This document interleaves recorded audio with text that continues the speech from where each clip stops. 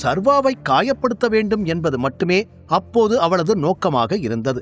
அவளுக்கு சர்வாவை பிடிக்காது, பிரவீனையும் பிடிக்காது. ஆனால் பிரவீனை வைத்து சர்வாவை வெறுப்பேற்றலாம் என்பது முதல் காரணம்.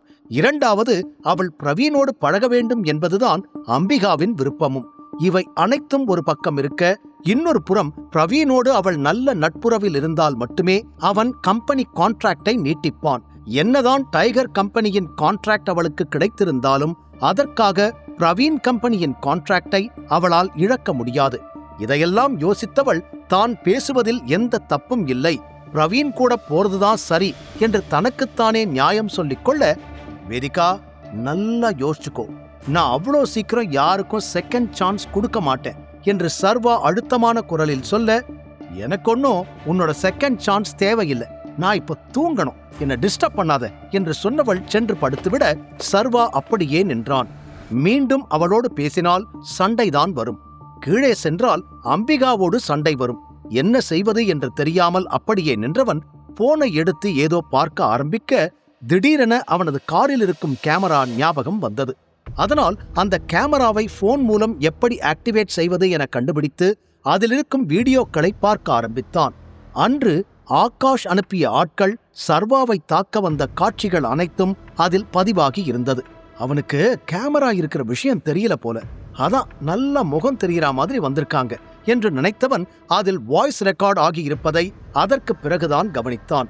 அதில் தெளிவாக ஆகாஷ் சார் சொன்ன ஆள் இவன்தான் என்று அவர்கள் பேசிக்கொண்டதும் கேட்க, இது போதும், இதை வச்சு நான் என்ன வேணாலும் செய்யலாம் என்று நினைத்த சர்வாவிற்கு இந்த வீடியோ வெளியே சென்றால் ஆகாஷின் அஸ்திவாரமே உடைந்து போகும் என நன்றாக தெரிய மனதிற்குள் ஏதோ திட்டம் போட்டான்.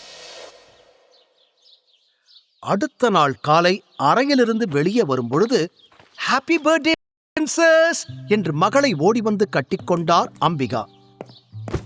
அம்பிகாவின் குரலில் டைனிங் டேபிளில் அமர்ந்திருந்த அனைவரும் ஒருவர் பின் ஒருவராக ஹாப்பி பர்த்டே வேதிகா என்று அவளுக்கு வாழ்த்து சொல்ல, தேங்க்யூ தேங்க்யூ எல்லாருக்கும் தேங்க்யூ என்று நன்றி கூறிக்கொண்டிருந்தாள் வேதிகா. அவள் பின்னால்தான் சர்வாவும் நிற்க அவனை திரும்பி பார்த்தாள். சர்வா பேச்சுக்கு கூட ஹாப்பி பர்த்டே என்று கூறவில்லை. காலை எழுந்ததிலிருந்து அவன் வாழ்த்துவான் என அவளும் சில முறை எதிர்பார்த்து இருக்க அவனும் கண்டுகொள்ளவே இல்லை. அன்று ஏலத்தில் வாங்கிய அந்த நகையை அவளுக்கு கொடுத்து வாழ்த்த வேண்டும் என மனதில் சர்வா நினைத்திருக்க, வேதிகாவிற்கு அவன் வாழ்த்து சொல்லாதது கோபத்தை தான் வர வைத்தது. அதில் அவன் அருகில் வந்தவள், எதுக்கு இப்போ ஓவரா எல்லார் முன்னாடியும் சீன் போடுற? உன் வைஃப்க்கு ஒரு பர்த்டே விஷ் கூட சொல்ல தெரியாதா? தாத்தா பார்த்தா என்ன நினைப்பாரு என்று கோபத்தில் முணுமுணுத்து விட்டு அங்கிருந்து நகர்ந்து விட, பிரவீன் பத்தி பேசினா மட்டும் நான் யாரோ, மத்த நேரம் எல்லாம் இவளுக்கு புருஷன், நல்லா இருக்குது இவளோட ஜட்ஜ்மெண்ட் என்று மனதில் நினைத்துக் கொண்ட சர்வா எதுவும் பேசாமல் வந்து டைனிங் டேபிளில் அமர்ந்து சாப்பிட ஆரம்பித்தான். வேதிகாவும் இன்னொரு பக்கம் சாப்பிட, இன்னைக்கு என்ன ஸ்பெஷல் வேதிகா, எங்கேயாவது வெளியில போறியா என்று கேட்டார் குணசேகரன். ஆமாப்பா, பிளான்ஸ் இருக்கு, எல்லா பிரச்சனையும் மறந்துட்டு பர்த்டேவை நிம்மதியா செலிப்ரேட் பண்ணணும் என்று அவள் சிரித்துக்கொண்டே சொல்ல, இன்னைக்கு கொஞ்ச நேரம் மட்டும் ஆபீஸ்க்கு வந்துட்டு போக முடியுமா என்று கேட்டார் அதியமான்.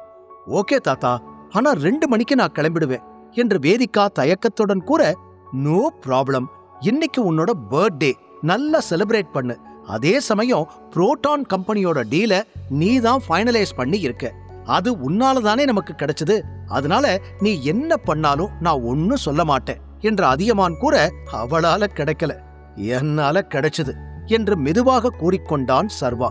தேங்க்யூ தாத்தா என்று வேதிகா சிரிக்க, ஆனா இந்த ப்ராஜெக்ட் முழுக்க முழுக்க ஒன்ன நம்பிதான் இருக்கு, நீ கவனமா இருக்கணும், புரிஞ்சுதா என்று அவர் சற்று சீரியஸாக கூற, கவலைப்படாதீங்க, நான் எல்லாத்தையும் பொறுப்பா பார்த்துப்பேன் என நம்பிக்கையாக கூறினாள் வேதிகா.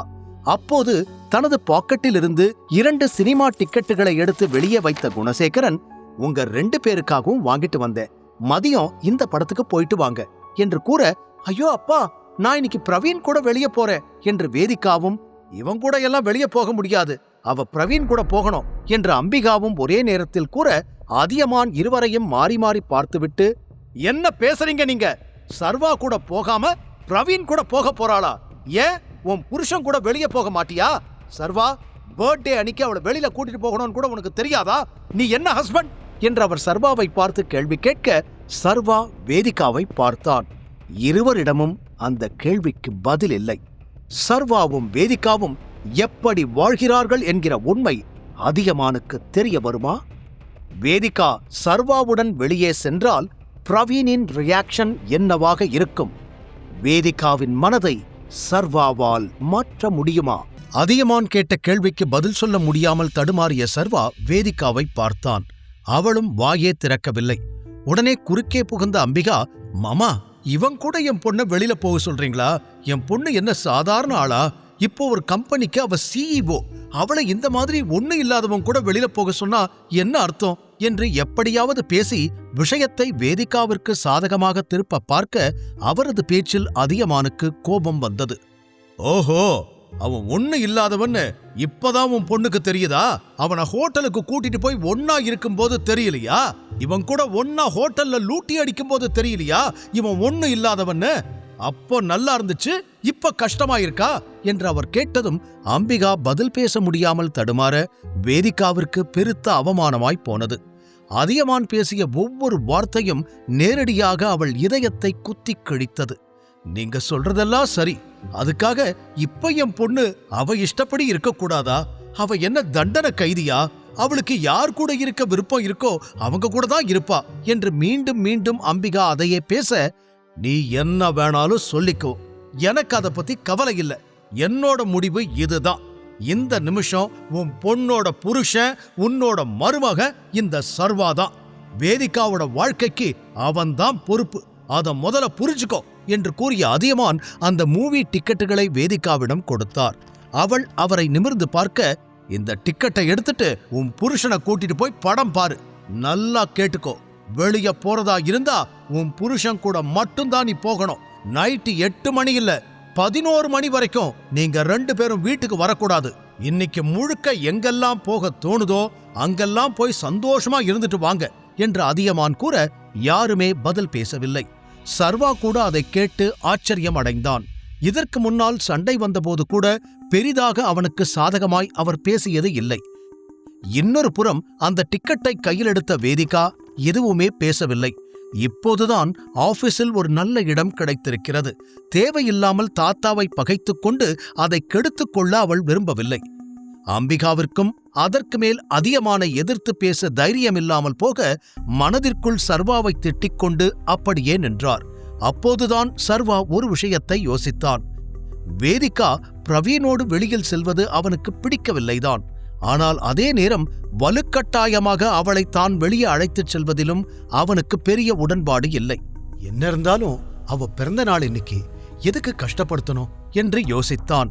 ஆனால் அவன் யோசனையை கலைத்த அதியமான், சர்வா, நான் சொன்னது கேட்டதுதானே?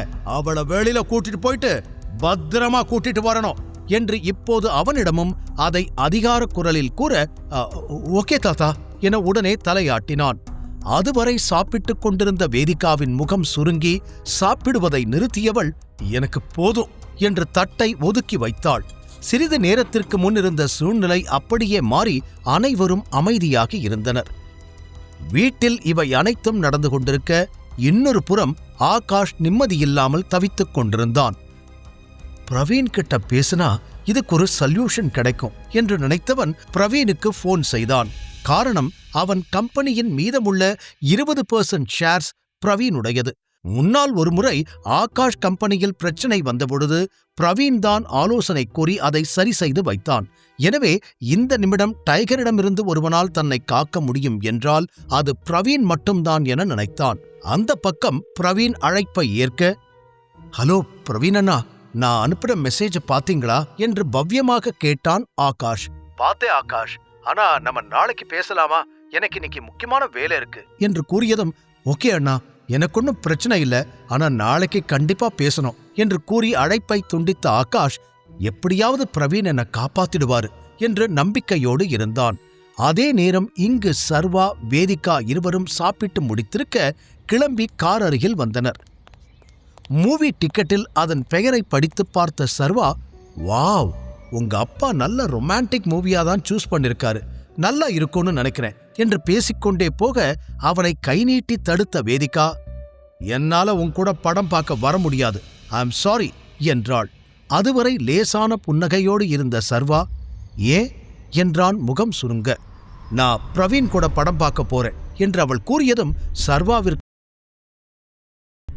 உன் தாத்தா கொஞ்ச நேரத்துக்கு முன்னாடி என்ன சொன்னார்னு உனக்கு ஞாபகம் இருக்கா என்று கைகளை கட்டிக்கொண்டு அவன் கேட்க, எனக்கு எல்லாம் ஞாபகம் இருக்கு, ஆனா பிரவீன் கூட படம் பார்க்கணும்னு தான் எனக்கு ஆசை என்று அவன் முகத்தை பார்க்காமல் திரும்பி நின்று கூறினாள் வேதிகா.